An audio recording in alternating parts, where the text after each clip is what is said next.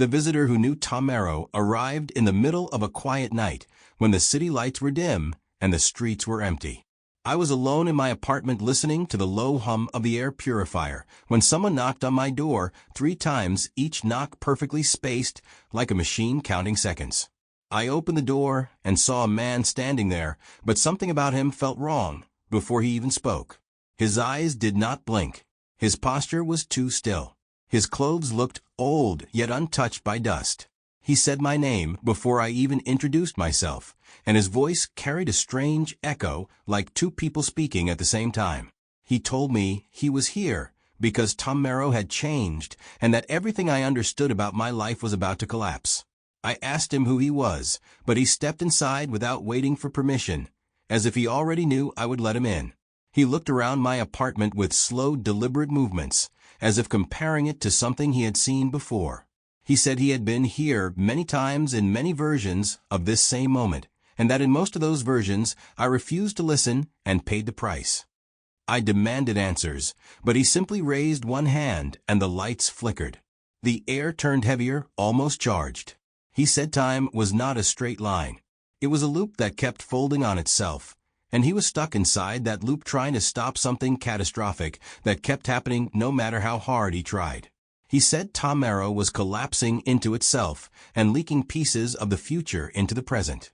That was why things had been strange lately. People forgetting conversations that happened only hours earlier.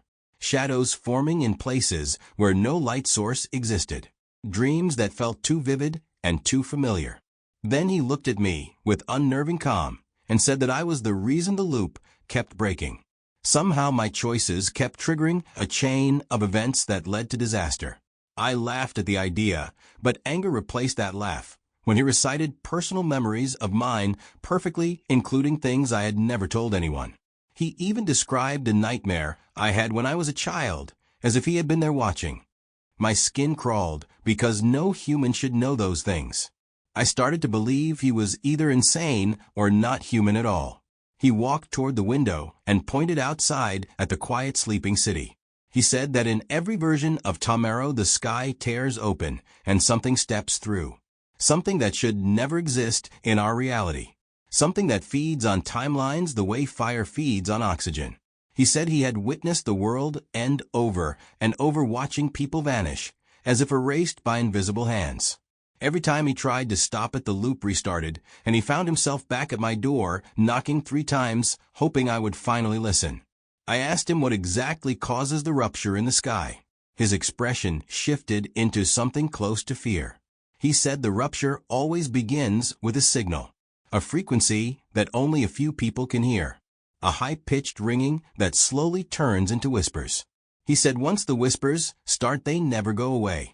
They guide people toward places they should never go. Machines begin acting on their own. Lights flicker in patterns that feel intentional. Eventually, something steps through the weakening fabric of time, and once it arrives, there is no stopping it. I asked what I had to do with any of this. His voice lowered as he said that I would hear the signal soon, that I had heard it in other loops and ignored it until it consumed everything. He said I needed to break the pattern by doing something he could not predict. Something out of character. Something random enough to disrupt the loop that bound him. I told him that sounded impossible, because even standing in my living room, he seemed to already know my choices before I made them. Suddenly the building shook like a silent earthquake. The ceiling lights flickered in a slow, rhythmic pattern. The visitor stiffened and said it was happening too early. The rupture had already begun forming. I looked outside and saw a thin vertical line glowing in the sky, like someone had cracked reality itself.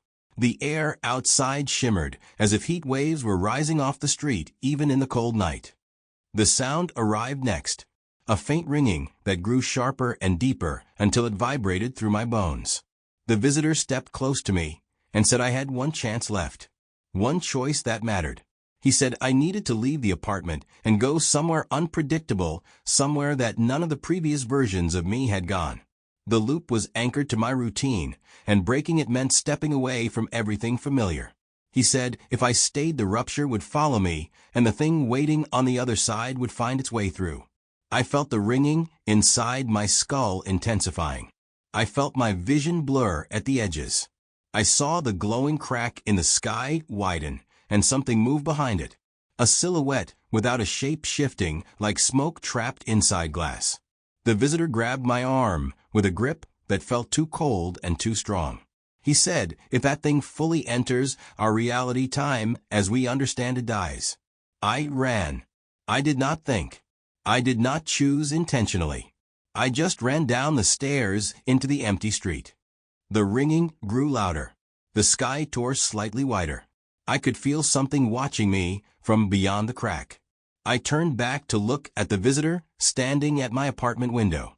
The glow reflected in his eyes, making him look less human than ever. He raised one hand in a gesture I could not understand, almost like a warning, almost like a farewell. I started walking with no direction, trying to be as unpredictable as possible. The sky slowly sealed itself, the glowing crack tightening until it vanished completely. The ringing faded. The air lightened. For a moment, everything felt normal again, until I heard 3 knocks behind me echoing down the empty street. 3 knocks spaced perfectly. I turned around, and there he was. The visitor again. The same posture. The same eyes. The same expression.